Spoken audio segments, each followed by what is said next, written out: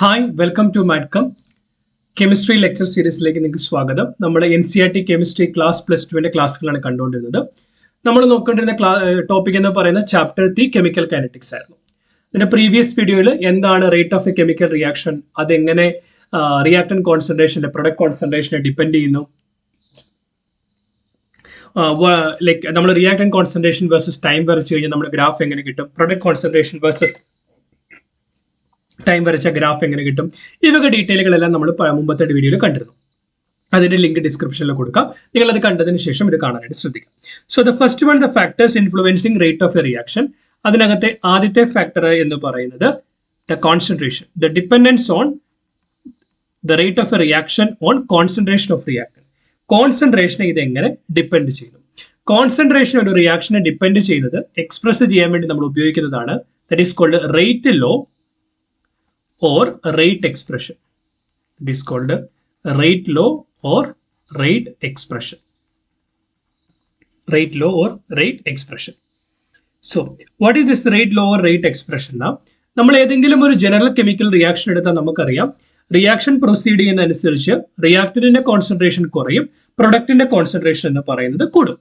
നമുക്കൊരു general റിയാക്ഷനെ consume ചെയ്യണം. നമുക്ക് അസ്യൂം ചെയ്യാം AA plus BB is giving CC plus DD. What does it mean? A molecules of A reacts with the B molecules of B, or B moles of B will give you C moles of C and D moles of D. Therefore, A യും B യും എന്ന് പറയുന്നത് റിയാക്ടന്റും C യും D യും എന്ന് പറയുന്നത് പ്രൊഡക്റ്റുമാണ്. A യും B യും എന്ന് പറയുന്നത് റിയാക്ടന്റും C യും D യും എന്ന് പറയുന്നത് പ്രൊഡക്റ്റുമാണ്. Small letter A, B, C, D are the stoichiometric coefficients of A, B, C, D respectively. A യുടെയും B യുടെയും C യുടെയും D യുടെയും സ്റ്റോഷിയോമെട്രിക് കോഎഫിഷ്യന്റുകളാണ് നമ്മുടെ small letter A, B, C, D എന്ന് പറയുന്നത്. സോ നമുക്കറിയാം the rate of the reaction is depending upon the concentration of the reactant. For example, റിയാക്ടന്റിന്റെ കോൺസെൻട്രേഷൻ കൂടുതലാണെങ്കിൽ സ്പീഡ് കൂടുതൽ, റേറ്റ് ഓഫ് ദ റിയാക്ഷൻ കൂടുതലായിരിക്കും. സോ അതിനെ എക്സ്പ്രസ് ചെയ്യാൻ വേണ്ടി ഉപയോഗിക്കുന്ന എക്സ്പ്രഷനാണ് റേറ്റ് എക്സ്പ്രഷൻ, റേറ്റ് ലോ എന്ന് പറയുന്നത്. റേറ്റ് ലോ അല്ലെ റേറ്റ് എക്സ്പ്രഷൻ അനുസരിച്ച് the rate of a chemical reaction is directly proportional to the product of concentration of reactant raised to some power that is X and Y. ഇതിന് നമ്മളൊരു statement ഉണ്ട് rate ലോയെ സംബന്ധിച്ചിടത്തോളം, നമ്മൾ വളരെ clear ആയിട്ട് പഠിക്കും. നമുക്ക് ഫോർ എക്സാമ്പിൾ റേറ്റ് എന്ന് പറയുന്നത് ഒന്നാമത്തെ റിയാക്ടറിന്റെ കോൺസെൻട്രേഷന് ഡയറക്ട്ലി പ്രൊപ്പോർഷൻ ആണ്, റേസ് ടു സം പവർ. അതുപോലെ തന്നെ രണ്ടാമത്തെ റിയാക്ടറിന്റെ കോൺസെൻട്രേഷന് ഡയറക്ട്ലി പ്രൊപ്പോർഷൻ ആണ്, റേസ് ടു സം പവർ. നമുക്കറിയാം ഏതെങ്കിലും ഒരെണ്ണത്തിനകത്ത് ഒരു പ്രൊപ്പോർഷണാലിറ്റി ഉണ്ടെങ്കിൽ പ്രൊപ്പോർഷണാലിറ്റി മാറ്റാനായിട്ട് നമ്മൾ ഒരു കോൺസ്റ്റന്റ് കൊണ്ട് മൾട്ടിപ്ലൈ ചെയ്യണം. ഇവിടെ കൊടുക്കുന്ന കോൺസ്റ്റന്റ് ആണ് small letter K into concentration of reactant raised to the power of X, concentration of reactant raised to the power of, so concentration of reactant B raised to the power of Y. ഇത് വന്നിരിക്കുന്നത് ഒരു ലോയിൽ നിന്നാണ്, that is called rate law or rate expression. എന്തുകൊണ്ടാണ് എക്സും വൈയും വന്നത്, എന്തുകൊണ്ടാണ് എയും ബിയും വരാത്തത് എന്നുള്ളത് നമുക്ക് കാണാം. അതിനു മുമ്പ് റേറ്റ് ലോ എന്താണെന്ന് നമുക്ക് ആദ്യം മനസ്സിലാക്കാം. So basically when you are taking the rate law in the expression, rate law is the reaction, the rate law is the expression in which, rate law is the expression in which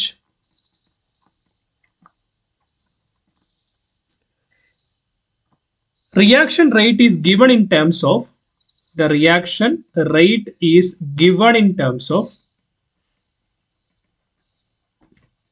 reaction rate is given in terms of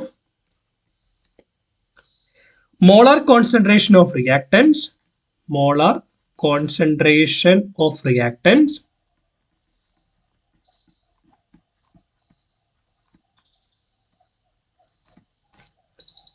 with each term raised to some power, with each term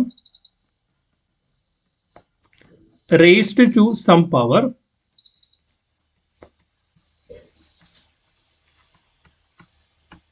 which may or may not be the same as the, which may or may not be same as the stoichiometric coefficient of the, stoichiometric coefficient of the reacting species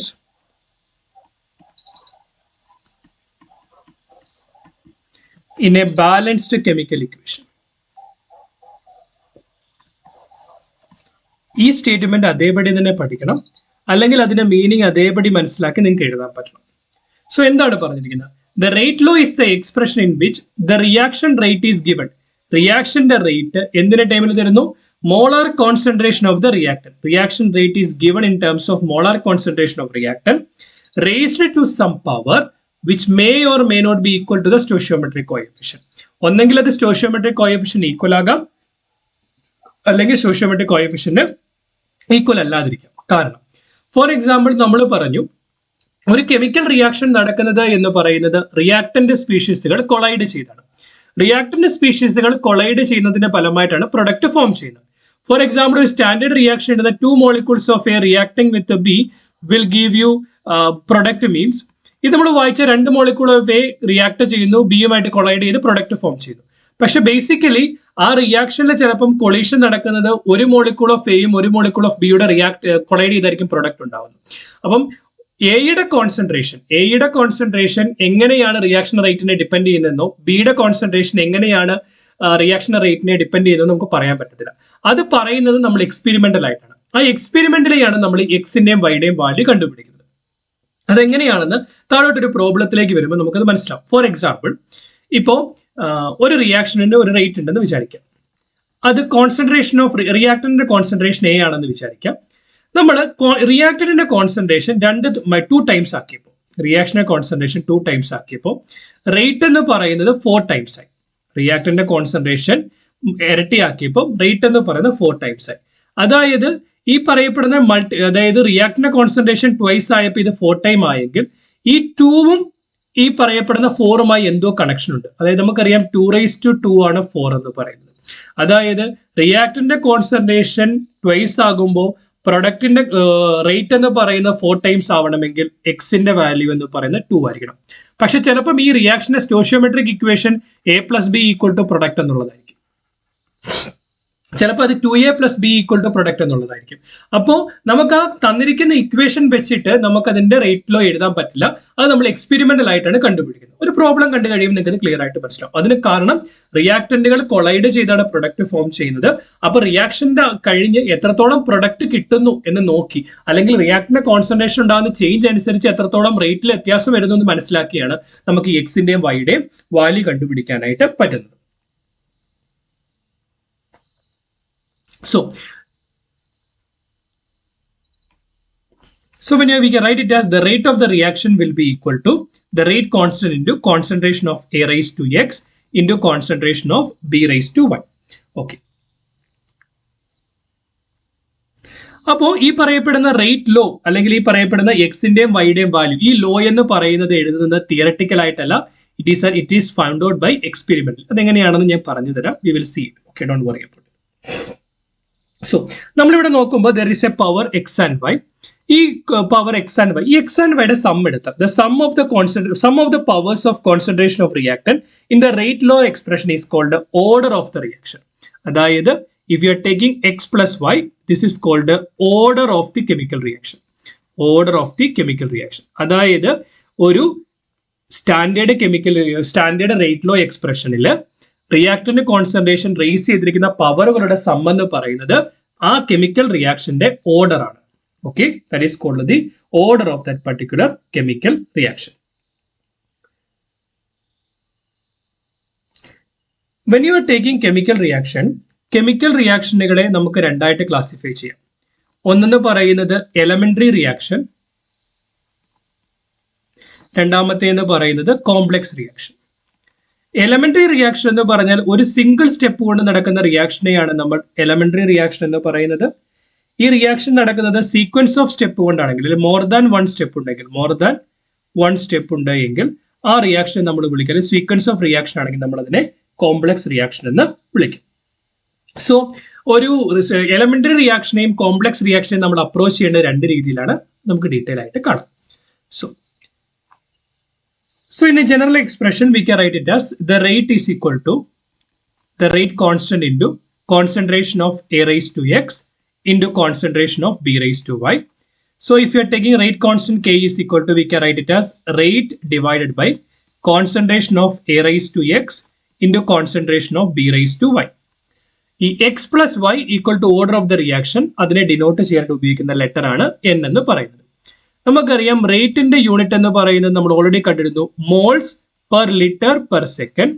what is the unit of concentration? That is moles per litre raise to the power of X into moles per litre raise to the power of Y. ഇത് നമുക്ക് എന്തെന്ന് എഴുതാം? can be written as moles per liter per second into moles per liter, because a raised to x into a raised to y equal to a raised to x plus y, so it will become x plus y. This is nothing but moles per liter into, this is nothing but second inverse divided by moles per liter. What is x plus y? That is equal to n. Correct? If you take everything up, so what you will get? Rate constant will be equal to, so this is 1, this is n. When you go up, it will become minus n. So it will be moles per liter raised to the power of 1 into moles per liter raised to the power of minus n into second inverse. This is nothing but moles per liter raised to the power of 1 minus n into second inverse. Bracket open cheytalo, bracket open cheytha you will get mole raised to 1 minus n per liter raised to minus 1 into 1 minus n, because per liter ആണ്, അപ്പോൾ litre inverse ഉണ്ട്. Bracket open ചെയ്യുമ്പോൾ minus 1 raised to 1 minus n into second inverse. മൈനസിന് അകത്തോട്ട് കൊടുത്താൽ എന്ത് കിട്ടും? മോൾ raised to 1 minus n litre raised to n minus 1 second inverse. ഇതാണ് unit of rate constant എന്ന് പറയുന്നത്. So they can ask you a question, derive the general expression for the unit of rate constant. Rate കോൺസ്റ്റന്റിന്റെ unit derive ചെയ്യാൻ പറയാം. Unit derive ചെയ്യാൻ പറയാൻ നമുക്ക് ഇങ്ങനെ കണ്ടുപിടിക്കാനായിട്ട് പറ്റും.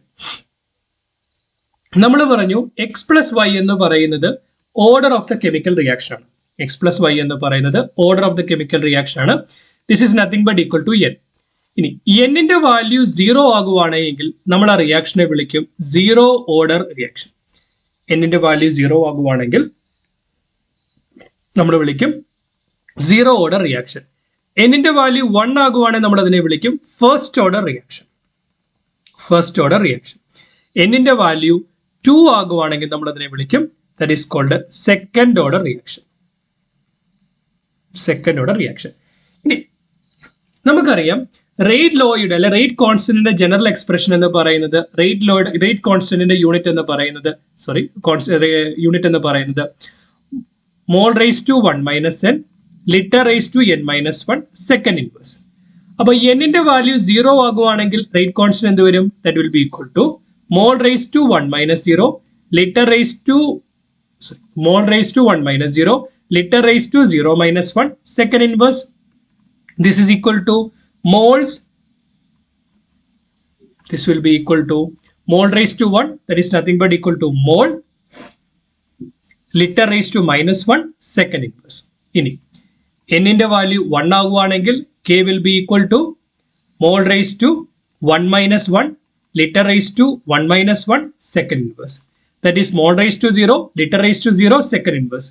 Any number raised to 0 equal to 1, so this will be equal to second inverse. The same way, if order എന്ന് പറയുന്നത് 2 ആകുവാണെങ്കിൽ k is equal to mole raised to 1 minus n, 1 minus 2 liter raised to 2 minus 1 second inverse. 1 minus 2 is minus 1. That is mole raised to minus 1 liter raised to 1 second inverse. So എന്താണ്? Depends upon the order of the reaction. ആ റിയാക്ഷന്റെ order അനുസരിച്ചിട്ട് rate കോൺസ്റ്റന്റിന്റെ unit മാറും. അപ്പൊ നമുക്ക് rate കോൺസ്റ്റന്റിന്റെ unit കിട്ടിയാൽ നമുക്ക് എന്ത് കണ്ടുപിടിക്കാൻ പറ്റും? നമുക്ക് ആ റിയാക്ഷന്റെ ഓർഡർ കണ്ടുപിടിക്കാനായിട്ട് പറ്റും. ക്ലിയർ? സോ നമ്മൾ ഇന്ന് കണ്ടത് എന്താണ് റേറ്റ് ലോ, റേറ്റ് എക്സ്പ്രഷൻ എന്ത്, order of a chemical reaction എന്ത്, യൂണിറ്റ് ഓഫ് റേറ്റ് കോൺസ്റ്റന്റ് എന്ത്. ഇതിനകത്ത് ഉറപ്പായിട്ടും ഒരു 2 മാർക്കിന്റെ ക്വസ്റ്റ്യൻ കിട്ടും. എക്സ്പ്ലനേഷൻ ക്ലിയർ ആണെന്ന് ഞാൻ വിശ്വസിക്കുന്നു. നിങ്ങൾക്ക് എന്തെങ്കിലും ക്ലാരിറ്റി ആവശ്യമുണ്ടെങ്കിൽ do let me know in the comment section. അതുപോലെ തന്നെ വീഡിയോ പറ്റിയുള്ള റിവ്യൂ നിങ്ങൾ കമന്റ് സെക്ഷനിൽ തരിക. As a token of gratitude, please like to this particular video, share with your friends, subscribe to our channel, keep watching, keep learning. Thanks for watching. Bye.